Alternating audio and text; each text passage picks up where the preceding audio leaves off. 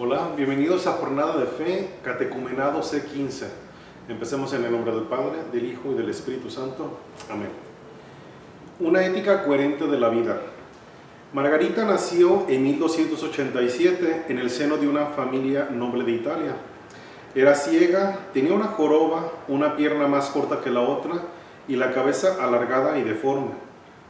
Sus padres le dijeron a la gente que había muerto en el parto y no dejaron que estuviera en los cuartos principales de su casa. Margarita se ganó el amor de los siervos con su inteligencia y amabilidad. Temiendo que se llegara a reconocer su verdadera identidad, sus papás la encerraron en un pequeño cuarto contiguo a una capilla. Sin embargo, Margarita no se desanimó. Con la ayuda de un sacerdote aprendió a hacer de su prisión una celda para contemplar a Dios. Sus papás la llevaron a una ciudad famosa por las curaciones milagrosas que tenían lugar en ella. Como no ocurrió ningún milagro, la abandonaron en una iglesia. Margarita no se desesperó. Al contrario, quiso dar a los pobres y necesitados el amor que sus padres le habían negado. Se convirtió en la dominica de la Tercera Orden y se dedicó a alimentar a los hambrientos, cuidar a los enfermos y visitar a los encarcelados. Esa mujer ciega, deforme y abandonada logró que el mundo sintiera su presencia. Hoy es conocida como la Beata Margarita de Castello. Su vida es un ejemplo de la sacramentalidad y valor inherente de toda vida humana. Toda vida es sagrada. El quinto mandamiento lo dice claramente: no matarás. Cumplir este mandamiento implica mucho más que no asesinar. Debemos reconocer y promover la dignidad y sacralidad de toda la vida humana.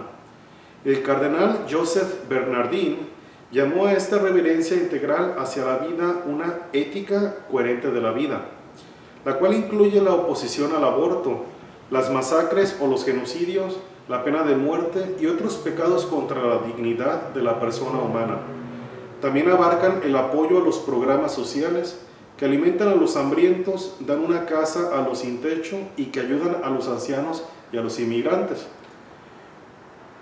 Una ética coherente de la vida sostiene una visión integral de la vida, la cual debe ser protegida ante amenazas diversas y distintas. Una ética consistente no significa que todos en la iglesia deban hacer todo, sino que mientras se trabaja de forma individual o en grupo en un determinado aspecto, ya sea la oposición al aborto o la pena de muerte, la forma en que combatimos una determinada amenaza debe reflejar un respeto coherente por toda forma de vida humana. Muchos de nosotros afirmamos la sacralidad de la vida en determinados aspectos que tocan nuestro corazón. Algunos se sienten atraídos por iniciativas que protegen al no nacido. A otros les atraen organizaciones internacionales que trabajan por la paz. No importa cuál sea nuestra causa o pasión, todos debemos hacer algo concreto en favor de la vida, en cualquiera de sus formas. Estamos ante un enorme y dramático choque entre el bien y el mal, la muerte y la vida, la cultura de la muerte y la cultura de la vida. Estamos con la responsabilidad ineludible de elegir incondicionalmente en favor de la vida. Pregunta: ¿qué tema relacionado con la vida te conmueve más? ¿Qué dificultades, si las hay, debes superar para elegir incondicionalmente en favor de la vida? Escribe las respuestas. Los no nacidos. Dios nos da a cada uno de nosotros un valor infinito, independiente de nuestras circunstancias, capacidad productiva o de cuán exitosos seamos según el mundo. Creada a imagen y semejanza de Dios, cada persona le puede decir a Dios: porque tú formaste mis riñones, me has tejido en el vientre de mi madre. Jesús nos dice que cuando recibimos con amor incluso a los más pequeños, lo recibimos a Él mismo. Y tomando a un niño, Jesús le puso en medio de ellos, le estrechó entre sus brazos y le dijo: el que reciba a un niño como este en mi nombre, a mí me recibe. Y el que me reciba a mí, no me recibe a mí, sino a aquel que me ha enviado. Los católicos deben dar testimonio de la belleza única de todos los bebés que están en el vientre materno y deben ayudar a las familias de manera práctica antes y después del nacimiento. La confianza de una madre en nosotros y en Dios crecerá cuando experimentemos nuestro apoyo a la vida, tanto a la de ella como a la de su hijo. La Iglesia ha enseñado de forma coherente que el aborto es un acto intrínsecamente malo, es decir, una acción totalmente opuesta a la voluntad de Dios y a las leyes de la naturaleza, y por lo mismo nunca es admisible. La doctrina de la Iglesia sobre temas relacionados con la vida se funda en la convicción de que la vida humana comienza en la concepción o fertilización, esto es, la unión del esperma y un óvulo.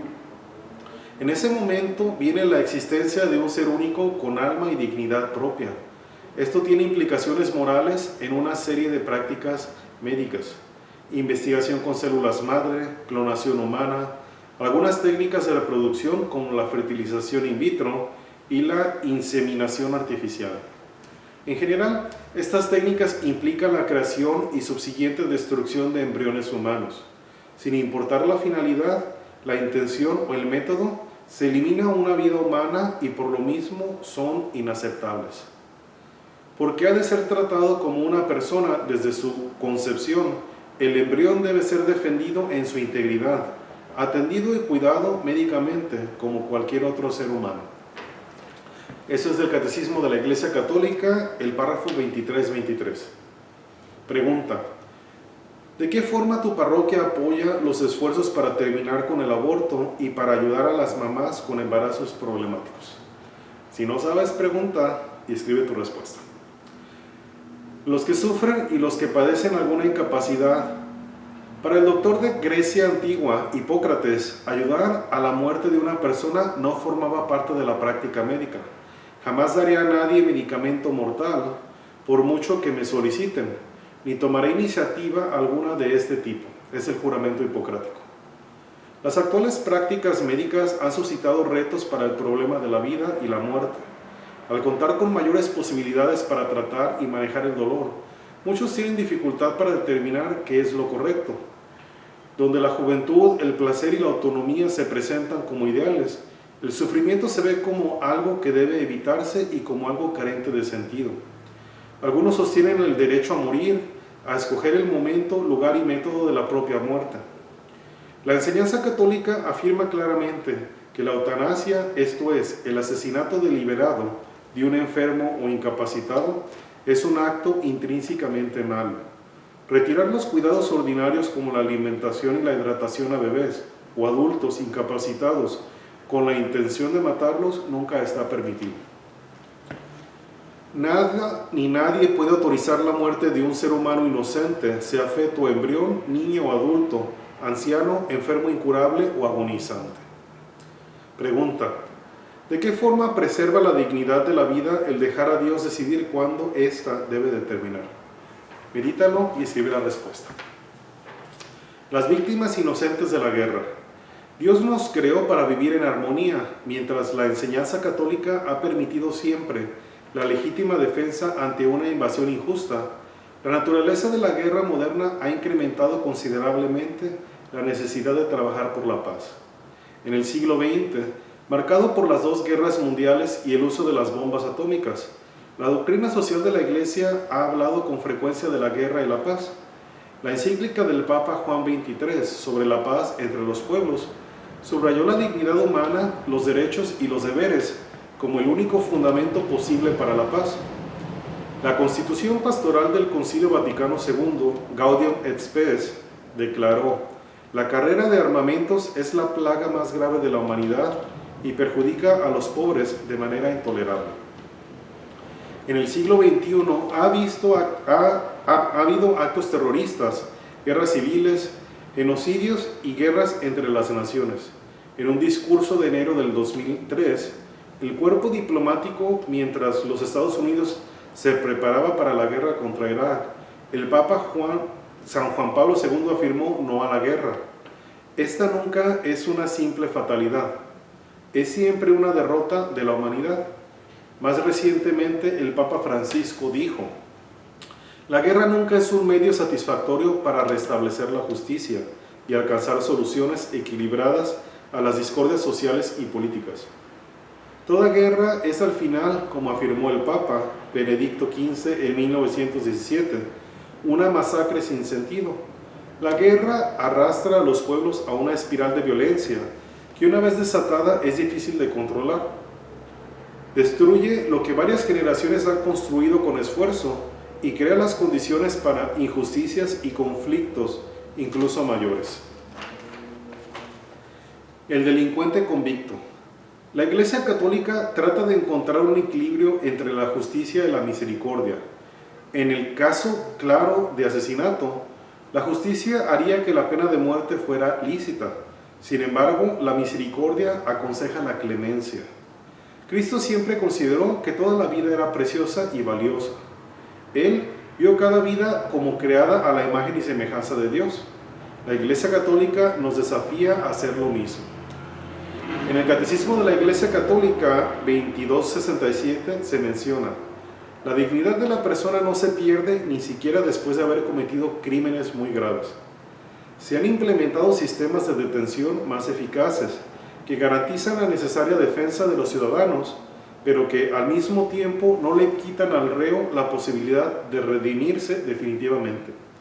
Por tanto, la Iglesia enseña a la luz del Evangelio que la pena de muerte es inadmisible porque atenta contra la inviolabilidad y la dignidad de la persona y se compromete con determinación a su abolición en todo el mundo. Preguntas. Reflexiona en las siguientes palabras del Papa Francisco, teniendo en mente lo que acabas de aprender sobre una ética coherente de la vida.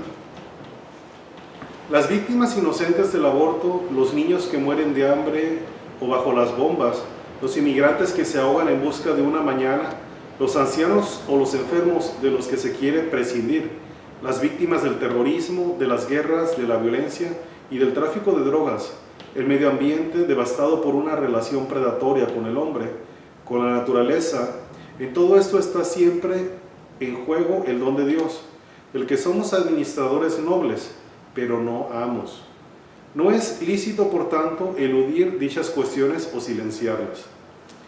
Preguntas. ¿De qué forma tu parroquia o tu diócesis defienden y apoyan a la vida? ¿A qué aspectos de una ética coherente de la vida le prestan mayor atención en su labor?